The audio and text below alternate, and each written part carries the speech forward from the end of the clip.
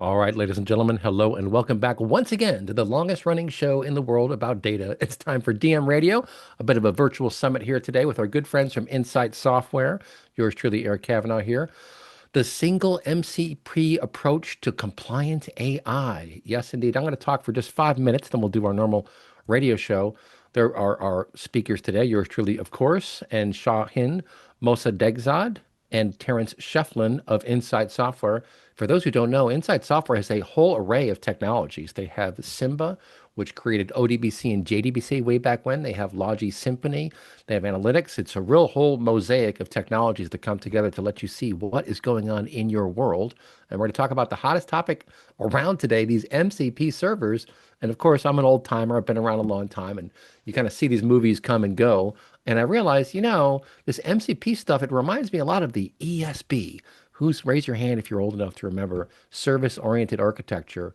Back in the day, this was like, 2003, 4 time frame. I remember studying SOA, and I remember distinctly thinking to myself, the nexus of open source software and service-oriented architecture really is a clarion call to the traditional closed source vendors.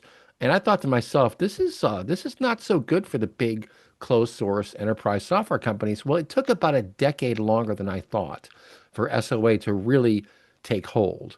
And even though we don't talk about it that much anymore, I would argue that the principles of service-oriented architecture have really been baked into the cloud and how we do cloud computing.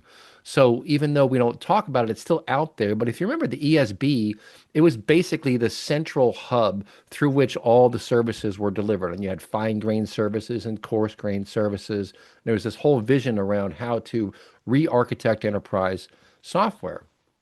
Now, granted, Kubernetes is not SOA, but it's similar in terms of what it's trying to accomplish. With Kubernetes, it's containers, basically. So you're containerizing functionality, but you still need some orchestration layer. So Kubernetes is where, it sits on top of Docker and it basically spins up all these little ephemeral containers that have enterprise software functionality baked into them to get the job done. And your ESB back in the day, it was that sort of central area. Now it was a beating heart, basically, of functionality and action. And I guess, like I've said over the years, it's kind of faded in terms of that term, and Kubernetes kind of supplanted it to a large degree. But still, when I think about what's happening now, well, model context protocol, it's kind of at the center. So these frontier models are very, very powerful. They're so powerful you can't not take a look at them. And that's really what's happening. I gave a talk the other day. It's kind of like the iPad moment for enterprise software. Because if you remember back again, 15, 18 years ago, when the iPad first came out, IT teams were like, no way, we're supporting that. Nope, sorry. Like that's outside of our realm. And the CEO walks in with his or her iPad and says, yeah, you are. You're just going to do it. So figure it out. It's the CEO. What are you going to do? Say no to the CEO? You get fired.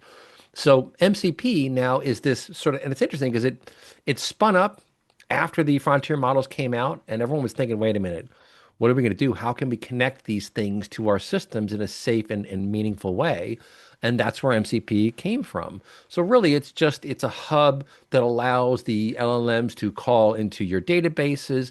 It is the linchpin. You get down to brass tacks, it is the linchpin between your enterprise data world and the frontier models.